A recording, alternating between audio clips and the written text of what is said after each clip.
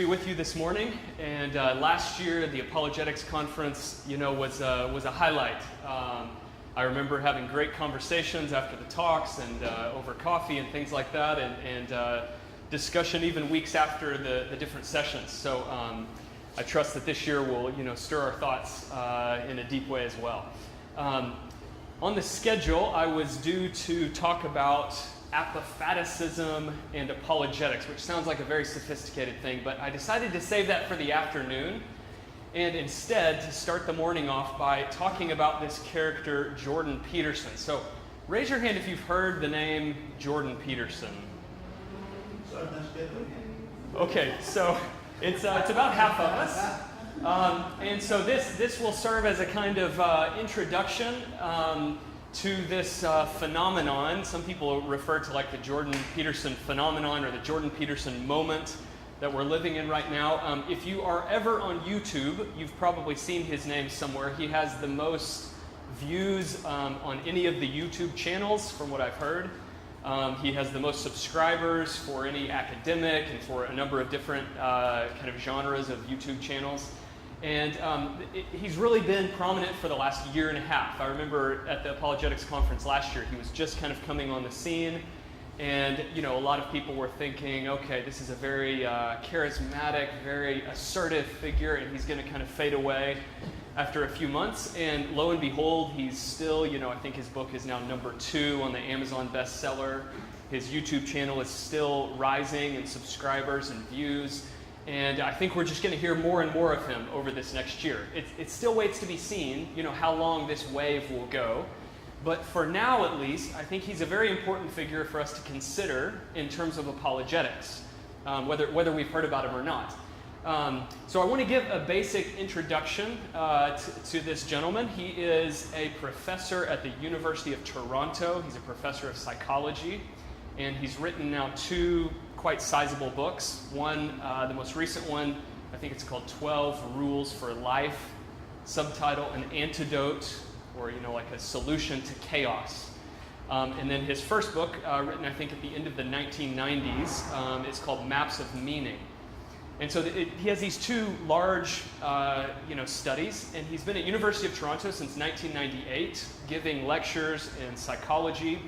And he burst onto the scene about a year and a half ago because there was a new policy that was developing in Canada, Canadian universities, and specifically at Toronto, that said if there's a student in your class who wants to be called by a different gender pronoun than what you would, visibly consider them to require, you have to do what they say.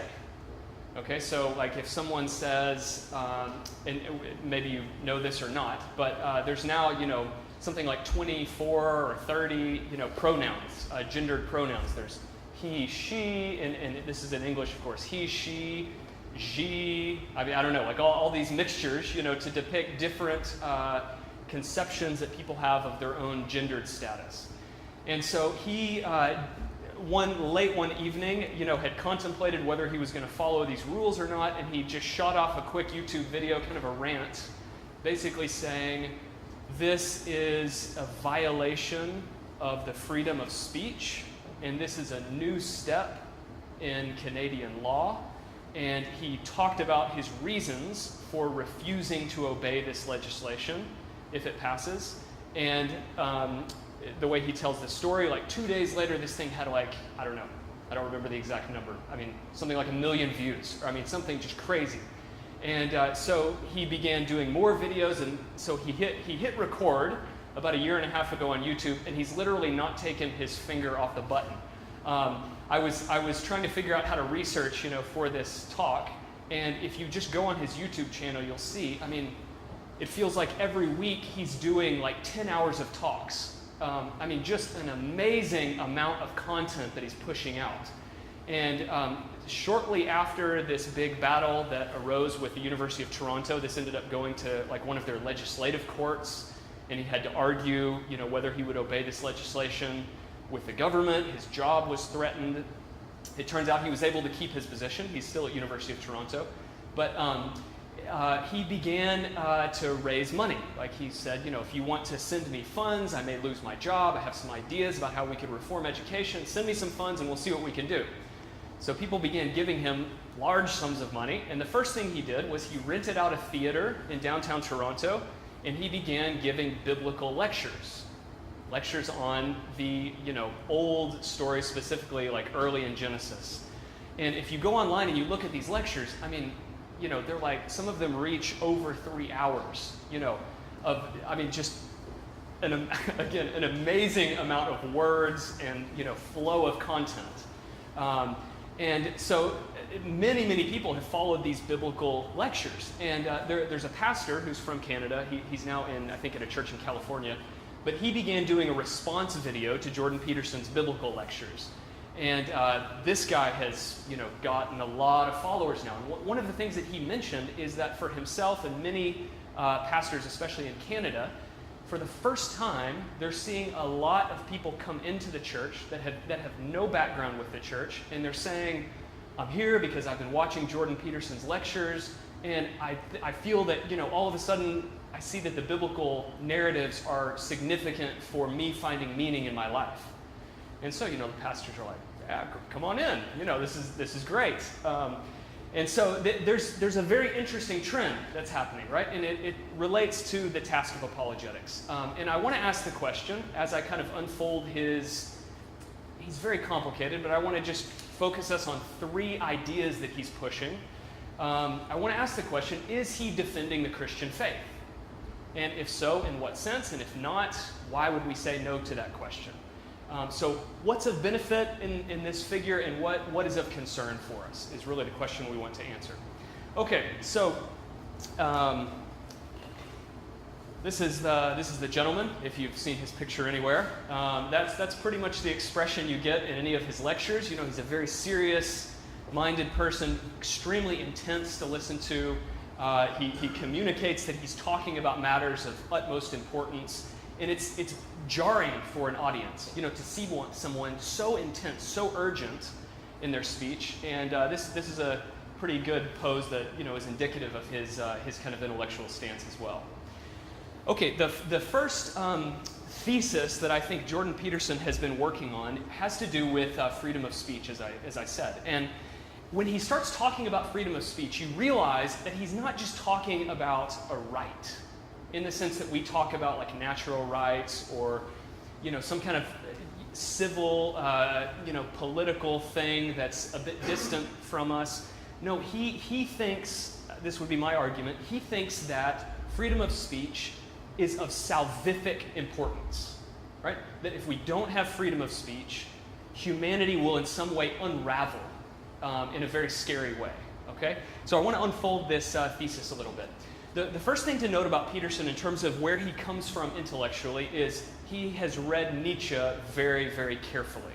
And he's drawn from Nietzsche a lot. Let me say the sense in which this is significant for freedom of speech. Nietzsche as a philosopher, this is often missed by Christians. Nietzsche's most famous statement for Christians is, God is dead, right? What's often ignored by Christians, we haven't really read his books, but when you read the context of that quote, the next line is, God is dead, and we have killed him. And then the idea comes, and who then can forgive us? Right? So Nietzsche is saying that if God disappears, and if we find out that we erased him, and we find out we can't deal with our lives, how do we live with that guilt?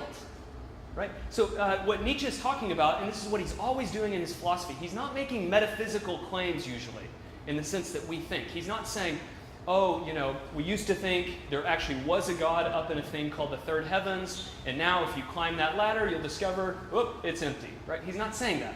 He's saying, for Nietzsche, he's talking about the roots of a culture whenever he's doing philosophy. Nietzsche thought a philosopher was someone that looks at how a culture lives and excavates. They dig down into the ground, and they find out the reasons why people are living like that, right? So a philosopher in the Nietzschean sense is a kind of diagnostic individual. They're diagnosing, why is society organized like this, right? So Nietzsche famously, like in his the opening to his book, Beyond Good and Evil, he says, why is it that the British are building so many bridges, right? Like, and he starts to explain their philosophy. Why have they built so many grand bridges during this period of history that he was living in? And he's trying to excavate that. Where is that coming from? That came from a very specific philosophical frame, right? And so this is what he's always doing. And I think Jordan Peterson, we can see him in the same light. He's trying to diagnose where we are as a culture. And very rarely is he talking about like metaphysical things. What exists, what doesn't, static, eternal kind of concepts. He's not doing that. He's talking about our specific historical moment. So the vein in which he does that is what some people are calling big history. Okay, let me show a few other pictures that of individuals you may have seen. This is Yuval Noah Harari. He's an Israeli. This is one of the best-selling books that he's written. I think it was let's see, who is it at the top? I can't remember. Okay, it's either Bill Gates or Bill Clinton or someone like this. Said it's the most brilliant book. No, Obama. Barack Obama said it's the most brilliant book that's been written in 500 years. I don't know. I'm exaggerating. Anyways, he's an extremely significant thinker, and he represents a new style of history. And that is that he's drawing on, long stretches of time. Like he's talking about our place in history in terms of vast ages, right? And he's trying to say, there's this sense that we've entered into this new epoch or new era. Like the Anthropocene, you may have heard this phrase, right? Like that now humanity is kind of controlling the climate of the globe. This is a new age that we're in, very different than the previous, giant stretches of time. And so now we've got to figure out a new way to live. This is like the big history kind of idea. A few other thinkers, Steven Pinker, I think that's the Bill Gates guy. Bill Gates said he wrote like the best book that we all need to be reading. Sam Harris is another example of this. I'm just wanting to say that most of the public intellectuals that are being read internationally right now are doing a kind of big history style of thought, right? And they're trying to place our moment within vast stretches of time. And this is what Peterson is doing. One of Peterson's kind of famous clips that some people give him a hard time for is when he talks about humans and lobsters. Right? If you've seen any of his videos, you've probably come across this.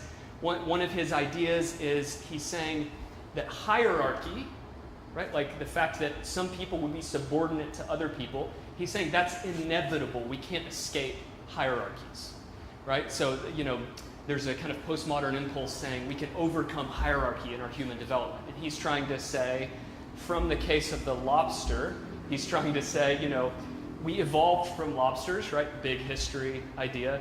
And if lobsters have hierarchies and their chemicals in their brains are oriented towards these hierarchies, and our chemicals in our brains are oriented towards these hierarchies, why do we think that we can have like some kind of social justice movement and just immediately overcome this, right? So he's using big history to talk about, current contemporary dynamics. And this is a very unique thing about Peterson and about several extremely influential thinkers in our time. Peterson's sense is that when you look at, the grand stretches of history, there is some kind of progress that is possible. Like, obviously, he thinks it's better to be a human than to be a lobster, right? I mean, that we've made steps of development, and we'll talk a minute about human consciousness. This is what he thinks is the great leap of evolutionary development. But I say evolutionary, but it's also he thinks it's a mystery, and it may have to do with God. But there is some sense of progress, and yet at the same time, underneath the progress, sometimes these are vast stretches of time where there's progress and then there's reversion or regression. Underneath all of these changes, Nietzsche would say it's just an eternal flux. Like he has this Epicurean idea. We're just going in a cycle. And right now, you and I are sitting in this room and we're listening to these exact sequence of words and these exact images. And just logically, mathematically, take the number of atoms, collide them around, for eternity. We will come back to this exact spot at some point in the future, right? I mean, it's a very weird idea to think about, but that's the Epicurean idea, and that's what Nietzsche wanted to bring back into kind of European thought. And Peterson, however, rejects that aspect of Nietzsche. He says, I think he would say there's not ultimately an eternal recurrence. There's something that goes underneath the vast stretches of time, that's stable and that's consistent in some way. And in that sense, that's stretching towards a more Christian view, right? Away from Nietzsche's desire to go back to kind of Greek pagan thought. So how does he go about identifying our exact place right now in light of these vast stretches of time? Peterson's idea is that human nature always exists right on the borderline of order and chaos. Okay, I mean, this is his grand thesis, right? Like his book is 12 Rules for Life, an Antidote to Chaos. And his sense is that some points in human history go so far down the road of order that we end up with like totalitarianism, right? We end up with very tight strictures around the human individual. Societies are structured in very tight ways, and humans kind of can't move. However, Peterson would say that is a danger in a certain way for us right now, but more of a danger at our present moment is that we have no orientation anymore, right? He's following Nietzsche's idea that once God disappears from a culture, this whole structure of meaning that our culture has, derived itself from over, thousands of years now, right? That whole structure of meaning is called into question, and we have no way to orient ourselves. And so Peterson says we're always on this borderline of order and chaos, and right now we're on the chaos side. Okay, so this is kind of the result of his big history thinking, and he articulates this idea of existing on the borderline of order and chaos in terms of biblical narratives. So for one example, he talks about the Garden of Eden, right? Two examples of this. He would say the Garden of Eden is a bounded space, right? By definition, there's a kind of wildness to a garden, right? Things are growing and you have to cultivate it and tend it. But there's a border to what you're able to control. And so if you go to the edge of that garden, you're entering a wilderness. You're entering a place of utter chaos that you have no control over, that you've not been able to orient in a way that's amenable to life, right? So the Eden story, he thinks, gives us this sense, it's supposed to give us this sense, that chaos is a constant danger for us. A second aspect to the garden symbol for him is that, of course, you have the snake come into the garden, right? And for him, this is a deep metaphor of human life, right? Like, he would say something like, okay, imagine you're in a relationship and you have a plan, right? Oh, next year, we'll be living over here and we can grow closer together and we can do this and I'll have this job, you'll have this job, and then all of a sudden, some very surprising element enters in that throws all of your plans into chaos, right? And this is a kind of symbol of a snake entering into your plans for order and throwing it off balance or threatening to throw it off balance. And the human endeavor is to fight against those forces of chaos. His grand example of this is Jesus Christ. Okay, and this is where we start to connect with apologetics a bit. He talks about Christ in terms of logos Christology, the logos, the word, the rationality that can be publicly defended, that allows us to understand our surroundings and to make reality livable for us. And he would say in the Gospel of John, just as Jesus, the Word, went out into the world in the incarnation, and darkness came against him, and he had to fight, and he had to stand his ground, and he had to declare the truth, and ultimately he was crucified. That's a kind of metaphor for how order is always achieved. So he would say that's a metaphor for your life and for my life. If you're in a relationship with someone, you're trying to bring order to it, something's going to come against you very strongly. And you have to learn to stand your ground wisely and encounter the chaos in the right way. And Christ is the prime example of that for him. Okay, so this is the first big idea, is that we live on this border of order and chaos. And it's only by public speech and debate that we can arrive at the logos that allows us to agree upon how we're going to structure our environment. Right? So you have to have this public debate. You have to be able to say bad ideas and good ideas, and you have to hash it out with people. And this was his concern with the legislation at the University of Toronto. If speech is demanded, then there's a risk that we're not negotiating this language, right? We're entering a scenario potentially of chaos without getting to debate it. And so I think what we see through all of this is that Peterson thinks that public free speech secures order, right? And order is the constant need of our human situation. Without it, society disintegrates, individuals disintegrate, and we go to a very bad place. He's very free to call this place hell, right? Okay, so that's this first point, the salvific importance of free speech. Let's look at a second point. And that is his assertion, and again, this is where we get closer to the Christian apologist correlation. He asserts that God can be found inside, within human consciousness. Okay, so Peterson was a student of a psychologist whom you may have heard of, Carl Jung, J-U-N-G, very famous, very influential psychologist of a couple generations ago. And any talk that you hear from Peterson, you'll probably hear him mention something that he learned from Carl Jung. And Carl Jung was a kind of mystic of the human consciousness, right? So going back to Nietzsche for a minute, if you think about what are individuals in Nietzsche's mindset, okay? Nietzsche thinks, we can use the analogy of trees for Nietzsche. Nietzsche thinks that underneath culture, there are a variety of material forces. These are very hard to define. Nietzsche called them drives. But there's like, for example, we have hunger. So there's a kind of drive to sustenance. Some people, have a very strong drive to be on top.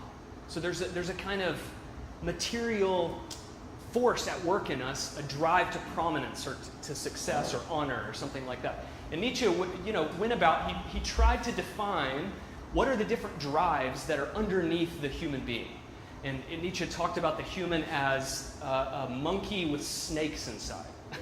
Okay, it's a very vivid image that we have these forces that are at work in us. And what happens is, this is like a wild chaos, but the trunk of the tree is human culture. Basically, every human culture, we can imagine there's like 50 trees out there, right? There's different human cultures. And what they do is they organize those drives in different ways. Every tree looks different, right? So certain cultures, for example, Japanese culture, they place honor at a higher place than, another culture that would maybe value leisure or something like that, right? So every culture is creating a hierarchy of desires, and they're ordering those desires, and then what happens is individuals express that ordering in slightly different ways, right? But the way that we can express our individuality is completely limited by culture, right? This is why he wanted to excavate culture, to understand the reasons behind culture, because he thought if he could understand the reasons behind it, he could figure out how to argue for a different arrangement of drives, and that would give rise to different individualities, right? It could expand the options for individuals. And he thought that at his time in Europe, Germany the tree trunk was getting smaller and smaller. And the variety of branches was reducing. Everything was kind of looking the same. And so he thought he needed to figure out how to reorganize the drives to allow for greater expressiveness in his own culture. Okay, so this is Nietzsche's idea. Carl Jung had a different idea, right? His idea of individuality, and this is what Peterson follows, is more the idea of the rhizome. Notice in Nietzsche's analogy, each tree, in a sense, has different roots. Right? So we can identify similarities among the different drives. He tries to do that. But for Carl Jung, there's only kind of one thing going on under the surface. There's only one fundamental drive, and he thinks you can understand it through this idea of archetypes It's a complicated deal, but basically there's just one thing going on, and what happens is directly from that one thing, individuals pop up. Right? So he sees a much stronger continuity between individuals than Nietzsche does. And he gives much less prominence to the power of culture to shape individuals than Nietzsche does. Does this make sense? Okay, so Peterson is following this idea, and that's very important because he thinks, therefore, that even across all time, right? I said he has this idea of progress and development, but that he sees something stable under time. He would say that across all time, as long as humans have existed, since the first human individual that had consciousness, that understood they existed, that knew that they were in the world, that saw that they were something different than something else, ever since that arose, this basic structure has been the exact same. And that gives him a very exciting reason to do excavation work, right? Because if he goes down into his own culture, he thinks he's touching on the exact same thing that the author of Genesis was touching on, right? And this is exactly what he does. He turns to the biblical narratives. He turns to the biblical narratives to see what this root is in the sense of the kind of core symbols, the core features of who we are as humans, right? And so he sees a strong continuity between humans across time. So this is his reason for giving very long biblical lectures, right? Because he thinks that we've steered towards chaos, we have no direction, but if we can revive the symbols that are stable over time, we can again find meaning, we can find our individuality, we can assert ourselves against our chaotic environment, and we can discover how to order things again through our public speech. Okay, so he places great importance on the biblical narrative. And the reason why he does that is because he thinks the biblical narrative, I mean, it's a kind of historical argument. The biblical narrative is what gave us our basic symbols, right? He thinks you just can't decide to change all of history, right? Just like you can't change yourself in terms of your inheritance from the lobster and needing to be in a hierarchy, you also can't unhitch yourself from the stories that have given rise to your culture and to humanity and individuality for thousands and thousands of years. So this is the reason that he rented out the theater in Toronto, and that he's been doing, I think he's up to 16, I still haven't had time to watch all these lectures, but he's done 16 biblical lectures now, and I think he's now kind of stretched into the New Testament. It's basically Genesis, and then I think we have one on the Gospel of John, or maybe two on the Gospel of John now, that I've not gotten to. But he takes these biblical symbols and stories very seriously. Okay, let me say a word about how he reads Scripture, therefore. Okay, when we come to Scripture as evangelicals, as generally Protestant, we understand the Scriptures to be a kind of historical record given by God for the purpose of revealing who God is and who we are, right? I mean, that's a very general way to say it. For Peterson, he's not concerned about the history. He's not concerned about the historical element at all. What he's concerned about is the psychological power of the symbols, right? He thinks that if our human nature touches on, just understands the symbol of Eden, this is what Jung said, all of a sudden, a person becomes an individual, because that provides a frame of meaning for their individual life, right? So the way that a person realizes that they're connected to what's eternal and lasting, and the way that they therefore find meaning for their life, is finding themselves in a world of symbols, meaningful symbols. And he thinks that the biblical story gives us this. Okay. If you read his book, 12 Rules for Life, and if you watch his lectures, you'll realize that even though we would disagree with the method, right, the downplaying of the historical element, he has extremely rich explanations of biblical passages. Very rich explanations. And it gives a Christian like myself, and I'm sure those of you that have watched him have had this insight as well, it gives us the sense that we are oftentimes, to the world, fideists. Okay? Fideism is the idea that we simply assert something is true on the basis of authority without giving any reason behind it. Right? And I think this is one area where Peterson is extremely helpful and extremely effective as a Christian apologist and as a teacher of Christian apologists. For example, in Canada right now, and this is a debatable issue, but I'll mention one example. In Canada right now, it's, you can get into a lot of trouble if you practice any kind of physical discipline on your child. Okay? However, over long stretches of the church's history, the church has understood, corporeal discipline of a child. This is something that's seen in the scriptures. Arguably, we could continue practicing this today. Jordan Peterson, in his book, dedicates a chapter and gives a very rigorous argument to why spanking, why corporeal discipline is a good idea. He cites the verses, but he gives extremely deep psychological explanation. It's not a fideistic argument, right? He's not simply asserting a truth and saying, this is my authority to say it. He does the work to explain the reasons behind certain biblical commands.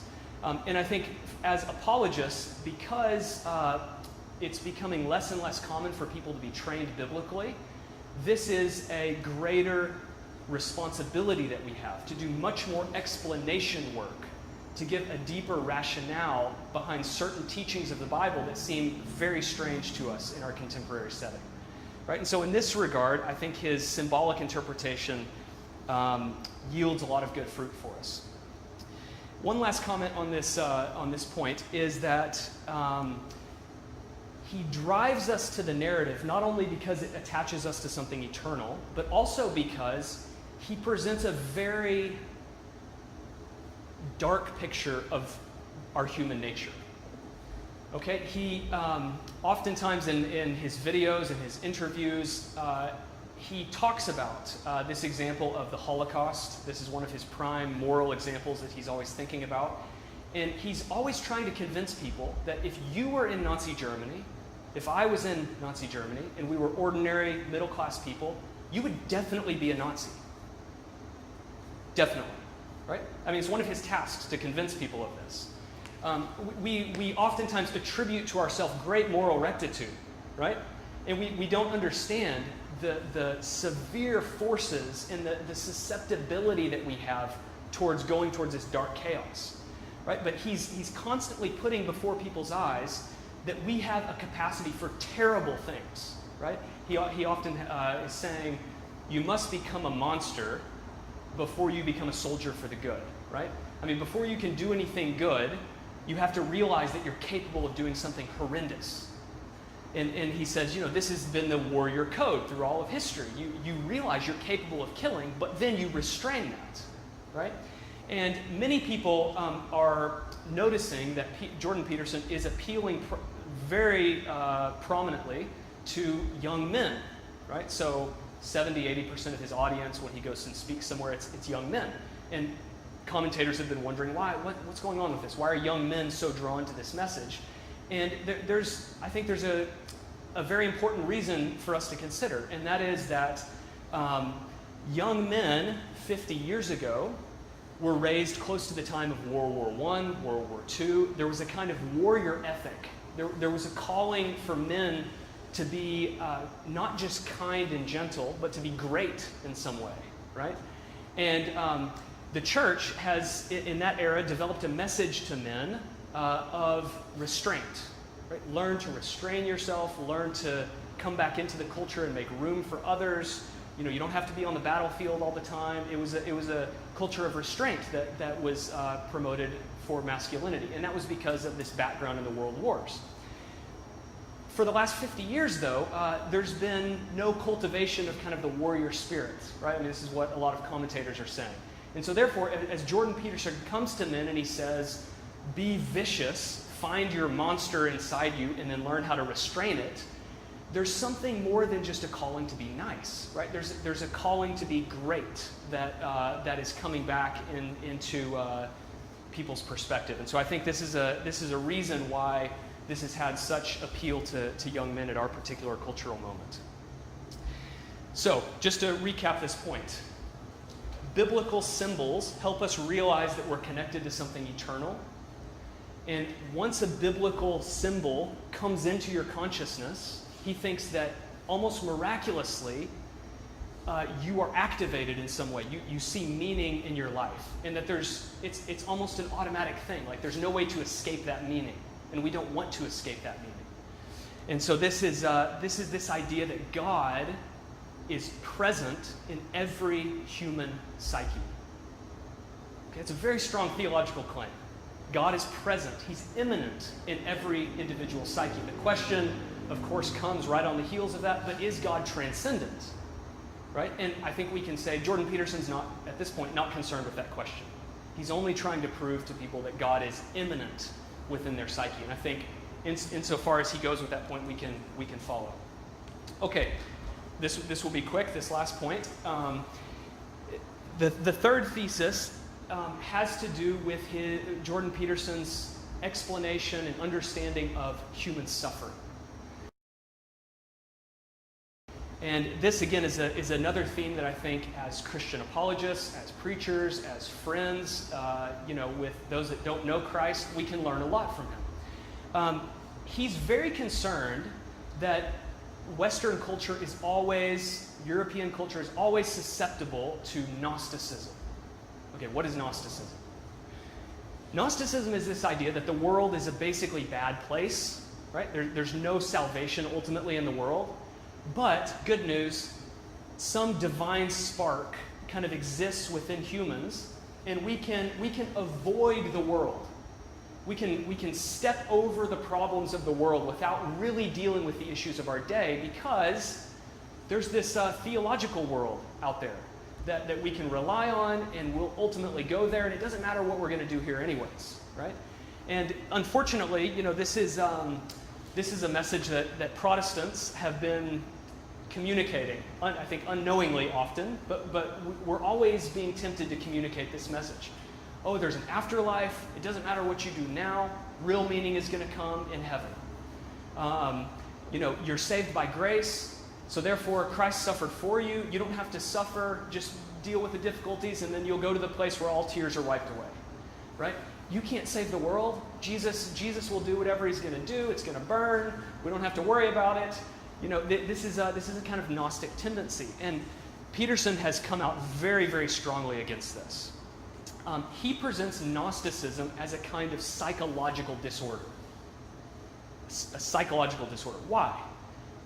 Because to avoid things that we're fearful of, to avoid pain, it's impossible. Right? You can't go through the world and avoid pain, right? There's biological examples of this. A tree that has no wind, if it's planted inside, it dies, right? There has to be resistance for biological things to exist. I mean, even on that basic level. He gives the example of many of his patients in clinical practice. And one example I heard was of a patient who was scared of needles, right, of getting shots. And he said, most people think that what you're supposed to do is avoid the things that you're very scared of, right? Like if you're scared of heights, of being high up in a building near the edge, stay away from the edge. If you're scared of elevators and closed spaces, stay away from it, right? His counsel is the exact opposite. He thinks that's Gnostic. He thinks it's psychologically neurotic to live like that. Because what you're fundamentally assuming is that you can go through life, I can go through life, and we can avoid suffering. And Peterson is insisting very strongly, you can't avoid suffering. But what you can do is choose and affirm the kind of suffering that you are going through. Right? So you can choose a course of action, you can accept that there will be suffering in that course of action, and you can live through it in a way that accepts it and that faces it head on, right? So with the example of someone scared of needles, he talks about how he had this patient, and first time they come in for a consultation, he says, I'm going to put a needle on the table. It's just going to be in the room, right? Okay.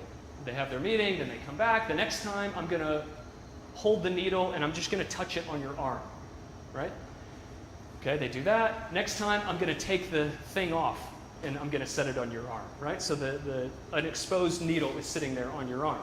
And he does step by step, and he's encouraging people to engage suffering, right? And I think this is a message that we often avoid that's very central to the gospel, that did Jesus Christ take our suffering? Yes.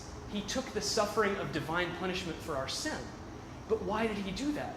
He did that so we could become partakers of the suffering of Christ in the world, right? That we could become, that our suffering could have meaning. It could have redemptive significance. Not that we could avoid all suffering. So this is a very powerful message that connects, I think, with the gospel, that we need to revive. The Gnostic temptation is something we constantly need to be aware of, especially in Protestant circles. And so his message about engaging, encountering suffering is the third thesis. So just a quick review. Is Jordan Peterson a Christian apologist? He has revived a conversation about Logos Christology. Right? I don't know the last time I've heard a public conversation among non-Christians about the significance of Christ being called Logos, right? I mean, I see that with the second century Christian apologists. That's where that conversation was first kicked up. But that's a very amazing thing. Secondly,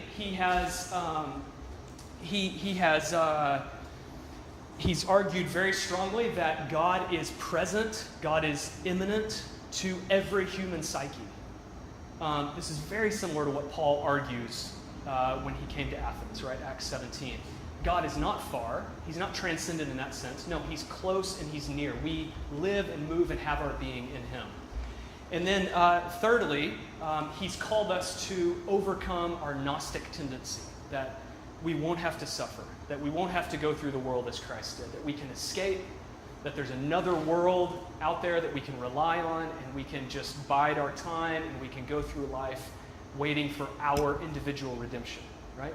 So I think in all of these ways, Peterson is a help to us. We have things to learn from him on each of these points about how to stir up a theological conversation that's meaningful to people. I mean, how can you relate Logos Christology to freedom of speech, right? I mean, that's an extremely impressive correlation. The significance of meaning attaching to our root symbols that are still alive in our culture now. Very powerful way to engage in conversation.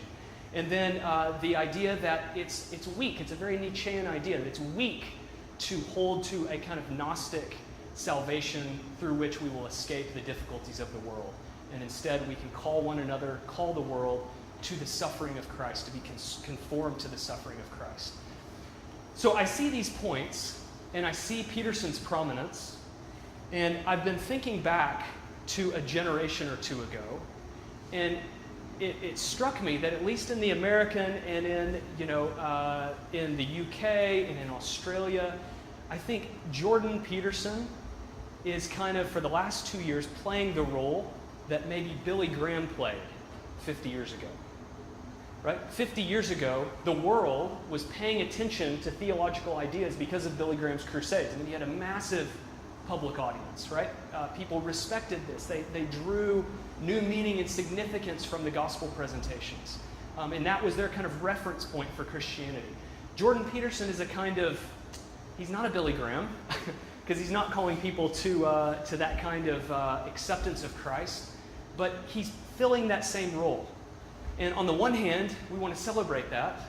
And on the other hand, we want to say, I mean, come on, let's learn from this and let's get busy and let's provide that final step.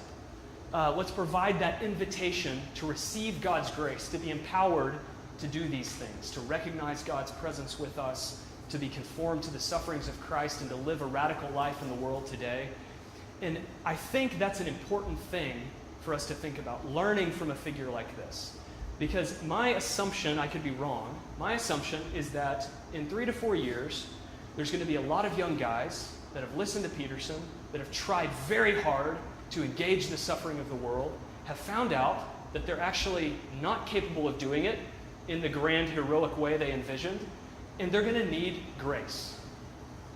They're going to need a basis of grace underneath this message that Peterson has been promoting. And I think we've got some time So let's learn from this figure, figures like him, and maybe we can play that second role, the next phase of response to this kind of message, and we can offer the grace of Christ in that context.